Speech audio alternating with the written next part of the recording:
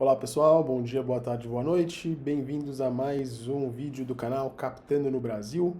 Eu sou Fábio Campos, para quem não me conhece, sou administrador de empresas, também mestre em biotecnologia, trabalho aí há um pouco mais de 6 anos na indústria de Venture Capital. E meu objetivo aqui com esse canal é trazer para você empreendedor, você empreendedora, algumas dicas práticas aí de captação de recursos, né? E mostrar um pouquinho como que os investidores costumam tratar esse tema, como que eles pensam, tá?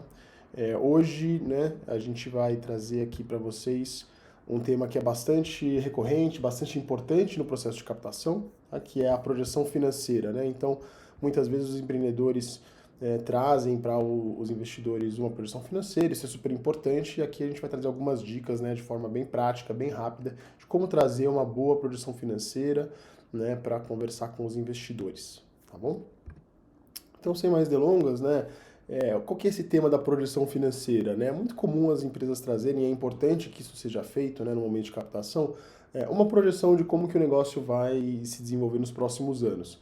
Geralmente essa projeção tem aí uma DRE, né, a carinha de uma demonstração de resultados do exercício, com receitas, principais custos, despesas, né? E isso é trazido aí geralmente também com alguns gráficos, né? Às vezes as empresas trazem uma projeção de caixa, que é uma coisa que eu vou falar que é super importante para todas as empresas trazerem sempre uma projeção de caixa, eu vou falar mais à frente nisso. E às vezes elas trazem também um balanço patrimonial, o que costuma ser mais importante para empresas que têm aí ativos físicos, né? Então, se a sua empresa, se a startup trabalha com hardwares ou tem fábrica, é sempre legal trazer também um balanço patrimonial. Se é um negócio mais de software, é interessante trazer, mostra aí uma certa sofisticação, mas não é assim tão crítico, tá bom? Mas então vamos falar aqui de forma prática algumas dicas para trazer uma boa projeção financeira. Bom, primeira coisa, sua projeção financeira, traga ela em modelo de Excel, tá? Em um arquivo de Excel. E esse Excel com granularidade mensal.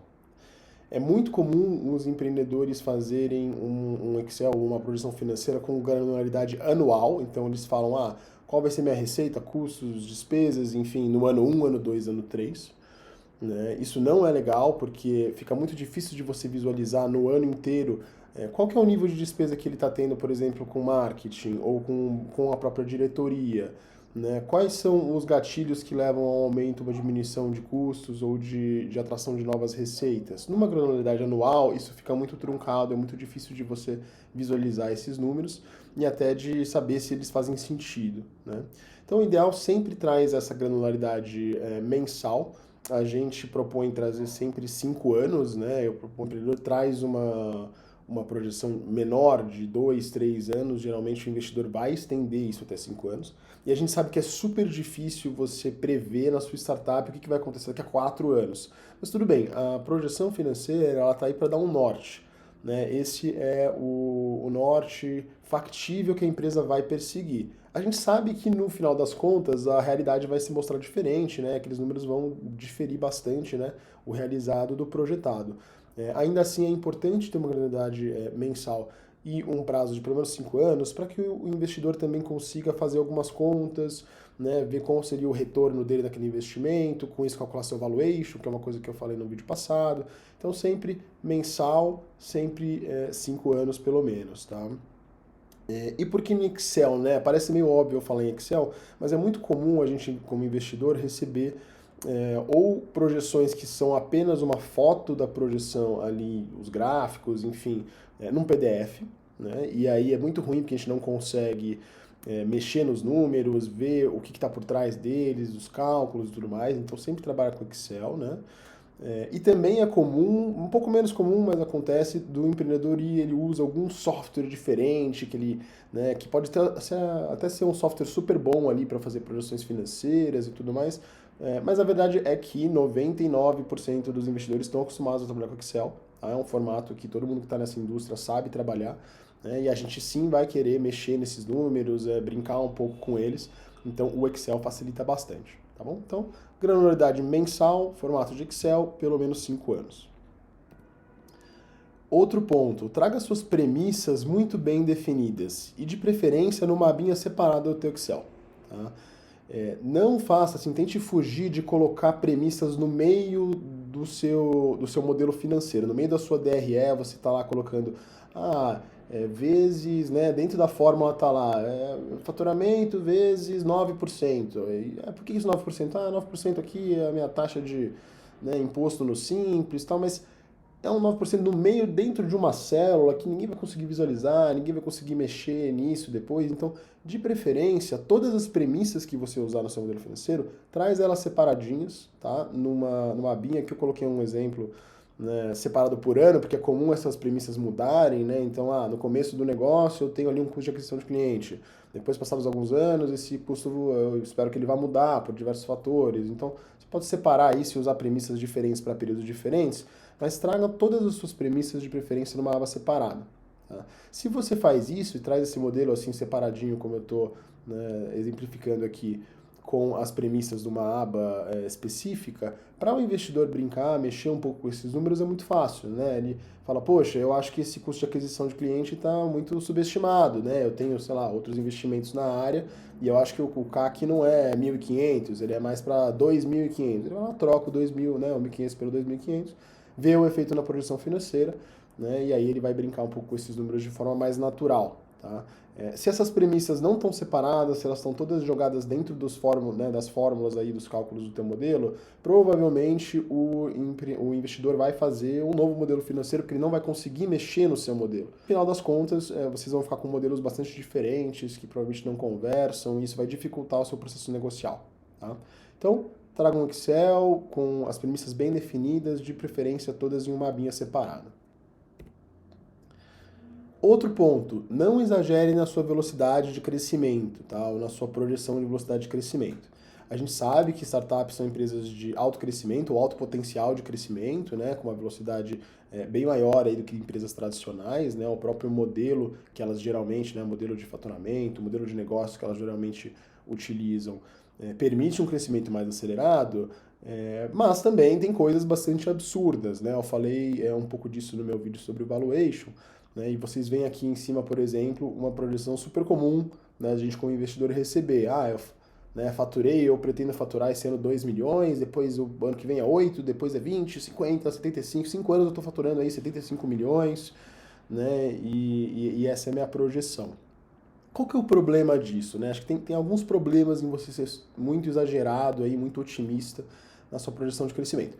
Primeiro é que se você está projetando receitas muito, né, muito grandes, muito altas, né, um crescimento muito forte, provavelmente, né, você está maquiando uma necessidade de caixa, de capital aí, que a sua empresa vai ter. Tá? O que acontece, por exemplo, se no ano 2, a tua empresa não faturar 8 milhões, vai faturar 6. Provavelmente você balizou as suas despesas e seus custos pensando nesse faturamento de 8 milhões, ele não vai vir, ele vem mais baixo, e aí você tem um problema de caixa, né? Falta esse recurso aí que não entrou na empresa. Então, esse é o primeiro problema. O segundo problema é que com uma projeção muito acelerada de crescimento, mesmo que o investidor aceite ou, vamos lá, compre essa projeção, você vai ser cobrado, né? Você como executivo, como presidente dessa empresa, vai ser cobrado em cima dessa projeção. Então, se no ano 1 você faturou de fato 2 milhões, mas no ano 2 você faturou 5, você olhando simplesmente faturei 2, depois faturei 5, é uma bela de uma velocidade de crescimento. Você mais do que dobrou a tua empresa, né, em um ano, é excelente. Mas, se a sua perspectiva era faturar 8, foi um ano ruim. E aí, se você está, provavelmente você está no momento de precisar de uma injeção de capital, porque você achou que ia faturar 8 e faturou 5, mas o seu investidor achou que você ia faturar 8. Então, provavelmente ele está decepcionado com o seu negócio, ele não está vendo a velocidade de crescimento que você, né, projetou e que ele aceitou, que ele comprou. Então, você vai ter dificuldades em levantar isso, talvez vai ter que diminuir o seu valuation, né, para fazer uma rodada ponte, esse tipo de coisa. Tá? Então, o que você coloca numa projeção será usado contra você em termos de metas de faturamento da tua empresa. Se você é muito irreal nessas projeções, e geralmente os empreendedores fazem isso, né, tem um otimismo para poder demonstrar para o investidor, olha, meu negócio tem um baita de um potencial de crescimento, depois isso pode se voltar contra você. Tá? Esse é o segundo ponto. O terceiro ponto é que quando a projeção de investimento, de crescimento é muito esticada, isso mostra para o investidor um certo amadorismo ali de você, né, da tua equipe financeira ou de você como empreendedor. né? O investidor está acostumado a investir em empresas de alto potencial de crescimento, ele vê essas curvas de crescimento e ele vê que é muito difícil, muito raro uma empresa sair de 2 milhões de faturamento para 70, 100 milhões em 4, 5 anos. Pode acontecer? Pode acontecer. Qualquer coisa pode acontecer, né? A gente pode comprar um bilhete de loteria e ser premiado, assim, mas não dá para comprar, não dá para acreditar a priori que a tua empresa vai fazer isso. Ele vai, né, o investidor tem uma experiência prévia com diversas empresas de alto potencial de crescimento, diversas startups, e ele vai balizar ali a tua projeção de crescimento com base nesse histórico das empresas investidas dele. Tá? Então, não exagera muito, eu trouxe aqui 2 exemplos, né, que seria uma projeção exagerada e uma projeção mais realista, tá? Talvez você quer algo aí um pouco mais para o gráfico de baixo, aqui esse gráfico verde, né, que mostra uma projeção de crescimento acelerada. Poxa, você partir de 2 milhões para 6, para 12, para 27 em 5 anos, é uma projeção de crescimento bastante acelerada, né? Você tem, pensando do ponto de vista do investidor, um ganho muito grande a ser oferido ali dentro, e é algo factível, algo que o investidor também já viu acontecer em outros negócios, tá? Então, cuidado, segura um pouquinho a onda aí na hora de fazer as suas projeções de crescimento, para não meter os pés pelas mãos. Outro ponto bastante importante que geralmente os empreendedores não fazem, né? Traga uma projeção de caixa, super importante, não posso estressar o suficiente o quão importante é trazer uma projeção de caixa. Tá? Aqui eu trouxe um exemplo, né? Então você faz ali uma projeção de caixa, transforma isso em um gráfico, né? Você tem ali, por exemplo, destacados algumas rodadas de captação que você já prevê para sua empresa, então é importante, né? Nesse momento vai ter ou precisa ter um ingresso de capital ou de dívida. Coloca isso ali, destaca isso no gráfico para o investidor ver também, tá? E traz isso ali no seu Excel, uma abinha de projeção de caixa, tá? Coisa importante da projeção de caixa, para usar esse exemplo que está aqui na tela, né?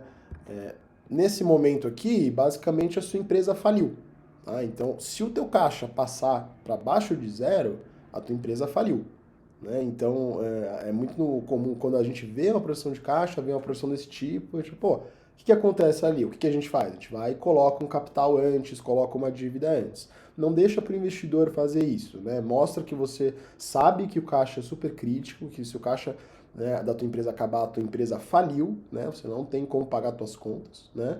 E aí você projeta isso colocando ali em alguns momentos críticos, né, ou uma rodada de captação que você traz para mais perto, né, para cobrir essa falta de caixa, ou uma dívida que você fala, olha, eu já tenho aqui acesso a algumas linhas de capital, eu vou buscar isso mais para frente, e nesse momento eu vou complementar o caixa da minha empresa com esse recurso.